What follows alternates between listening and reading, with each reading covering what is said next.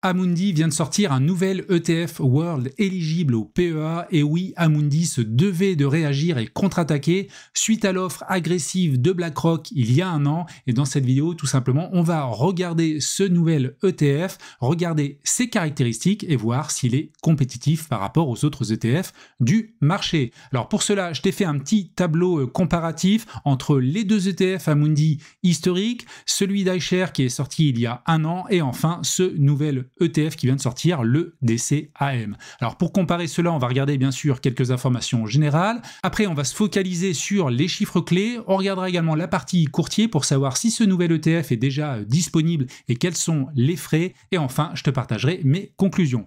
Allez, on attaque directement avec les informations générales. Alors, ces 4 ETF répliquent tout simplement l'indice du MSCI World Index. Si tu veux en savoir plus sur cet indice, bah écoute, il te suffit de télécharger cette plaquette de présentation. C'est un indice qui fait globalement 10% de performance depuis de nombreuses années. Et concernant sa composition, il est composé de 1400 sociétés quasiment, avec pas mal de boîtes américaines dans les plus grosses lignes. Et on a une diversification assez intéressante en termes de secteur, avec la partie technologique, la partie financière, santé, industrie, donc ça c'est vraiment pas mal. Et concernant la diversification par pays, bah écoute, là c'est un petit peu moins diversifié. On est très concentré sur les États-Unis avec 73%, un petit peu sur le Japon, Royaume-Uni, Canada et également la France. En fait, cet indice reprend les grosses boîtes des pays développés et en fait, il n'y a pas tout simplement les pays émergents. Alors si ça t'intéresse d'avoir plus de diversification, notamment vis-à-vis de ces pays émergents, n'hésite pas à aller voir l'indice ACWI.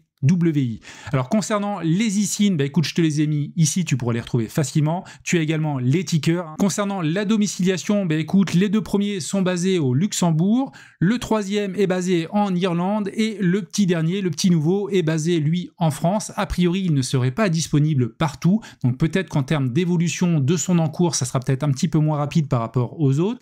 Les 4 ETF sont éligibles au PEA, ils sont tous en réplication synthétique. C'est indispensable si on veut investir notamment sur des actions américaines, mais pas que. La création des ETF, bah écoute, le premier, le CW8, il date un petit peu plus de 15 ans, en 2009. Le EWLD, qui était historiquement chez Lyxor, lui, il a été créé en 2024. On a le WPEA d'iShares qui, lui, a été lancé il y a quasiment un an au moment où je tourne cette vidéo. Et enfin, le petit nouveau, donc, qui est lancé depuis quelques semaines, depuis le 4 mars 2025. Concernant la devise de la part, bah écoute, ces 4-là sont en euros, sachant qu'Amundi propose un autre ETF qui lui est en dollars. Vis-à-vis des dividendes, le CW8 est en capitalisation, le WLD en distribution et les deux derniers en capitalisation. Et enfin, concernant la contrepartie, qui est indispensable notamment dans le cadre d'un ETF synthétique, du côté des deux premiers ETF, on est côté BNP Paribas et pour le petit dernier, le petit nouveau, on est côté Société Générale. Alors maintenant, écoute, on va passer aux chiffres clés de ces ETF. Il y a pas mal d'informations à aller scruter. Tout d'abord, on peut regarder l'encours côté CW8, qui est l'ETF historique. On est quasiment à 5 milliards d'encours. C'est énorme. Côté EWLD, on est à 317 millions d'euros.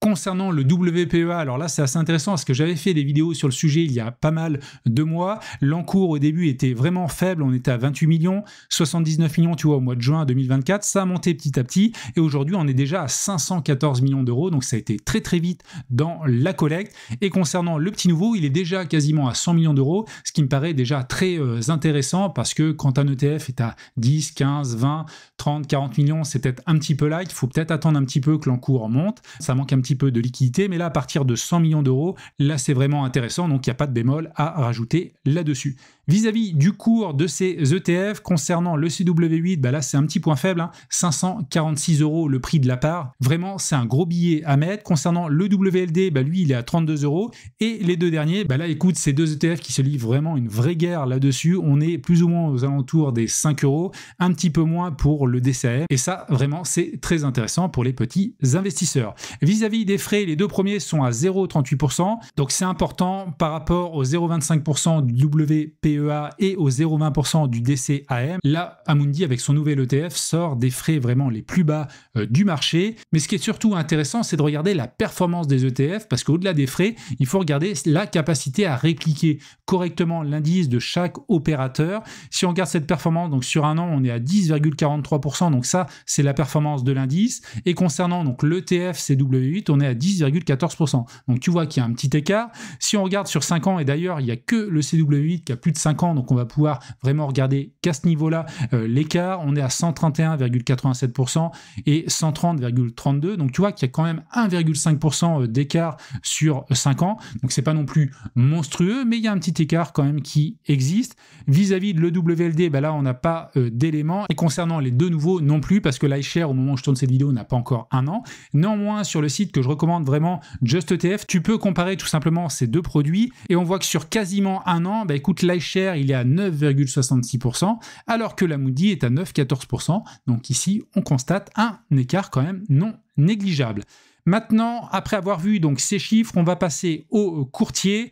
Est-ce que ces ETF sont disponibles donc chez les courtiers que j'ai listés ici? Je les ai pas tous mis, n'hésite pas à compléter avec d'autres courtiers si tu le veux en commentaire. Donc le CW8, il est disponible partout, tout comme le WLD et tout comme le WPEA. Concernant le nouvel entrant, donc le DCAM, lui, il est disponible que chez quelques courtiers, donc chez Bourse Direct, chez Fortuneo, également chez Shares.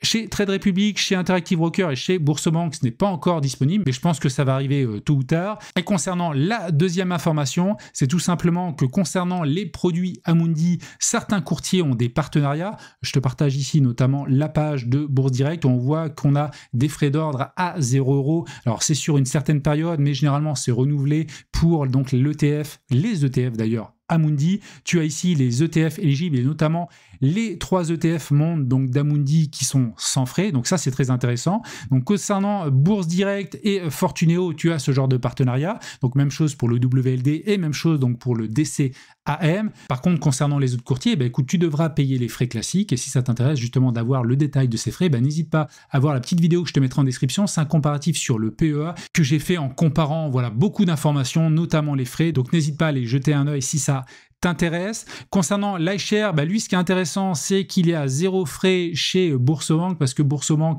a son offre Bourse Market et notamment un partenariat avec iShare sur tous ses produits, ce qui fait qu'on a 0 € de frais d'ordre. Donc ça peut t'intéresser si tu as ton PEA chez Boursobank. Concernant les autres, tout simplement, tu devras payer les frais d'ordre classiques du courtier.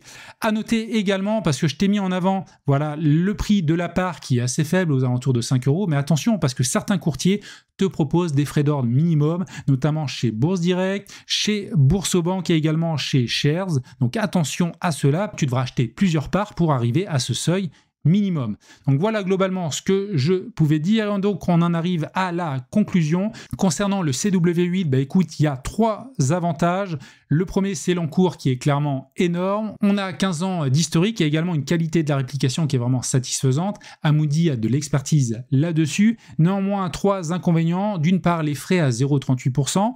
Également, le prix de la part à plus de 500 €. Donc c'est vraiment monstrueux et c'est pas permis pour toutes les bourses. Et enfin, on a également un aspect que tu vas retrouver sur 3 colonnes de ce tableau comparatif. C'est également une politique un petit peu particulière chez Amundi avec des changements réguliers, notamment sur les stratégies ESG, les frais également avec l'intégration de l'Xor, ce qui fait qu'il y a pas mal de mouvements au niveau des produits qu'il propose. Concernant le WLD, écoute, l'encours il est aussi assez intéressant et le prix de la part, lui, devient plus accessible avec un DCA possible, un dollar cost averaging. Par contre, les inconvénients, c'est les frais à 0,38%.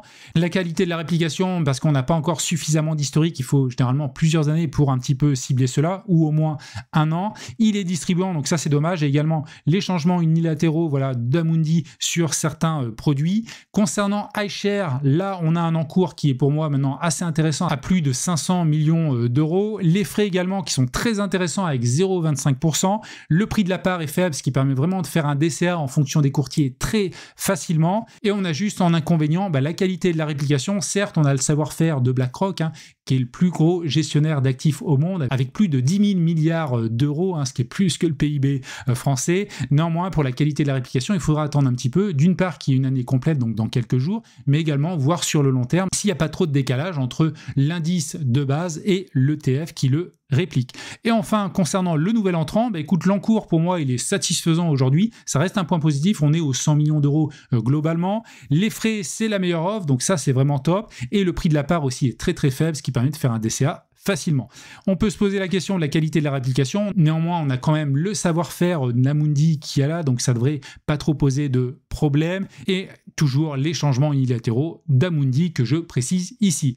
Donc voilà concernant les avantages et les inconvénients de ces 4 ETF. Donc bien évidemment, moi je pense qu'il faut aller soit sur l'offre iShare et l'offre Amundi, ça va dépendre un petit peu de ta situation. Il y a 3 cas différents dans lesquels tu peux te retrouver. Soit tu n'as jamais investi dans un ETF World à ce jour, donc tu vas pouvoir donc te diriger soit vers le WPEA, soit vers le DCAM. Donc soit le DCAM avec les frais les moins importants, ou alors le WPEA qui est un ETF un petit peu plus ancien. Si tu es déjà positionné sur le CW8 et le WLD, bah là, il faudrait basculer soit sur le WPEA, soit le DCAM, hein, pas à pas, bien entendu, déjà en prospectif, et puis peut-être revendre tes parts historiques, et puis les réinvestir voilà, dans ces 2 nouveaux ETF. Et si tu es déjà positionné sur le WPEA, bah écoute, ça va dépendre un petit peu de ce que je t'ai détaillé dans cette vidéo.